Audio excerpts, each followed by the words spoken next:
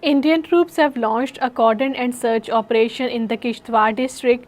The troops launched the cordon and search operation in Chatru area of the district today.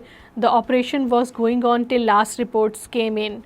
Senior all-party Hurriyat Conference leader Shabir Ahmad Shah, currently detained in the New Delhi Sehar jail, has made an appeal to the United Nations to intervene and resolve the Kashmir dispute according to the Security Council resolutions. Shabir Ahmad Shah, in a message from the jail, expressed concern over the BJP regime's anti-Kashmiri agenda and urged the United Nations to prevent the BJP-RSS nexus from pursuing the Hindutva policies in occupied Kashmir.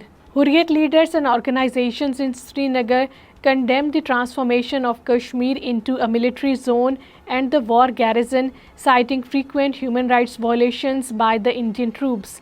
They stated that since August 2019, the BJP regime has implemented policies to disempower the Kashmiris, exacerbating the efforts to marginalize them in their own Muslim majority territory.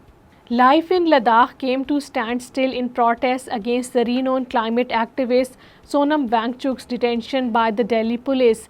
The lay apex body and the Kargil Democratic Alliance called for the shutdown to support Wangchuk's demand for Ladakh's rights, including the protection of the local land, property and the culture from the outsiders.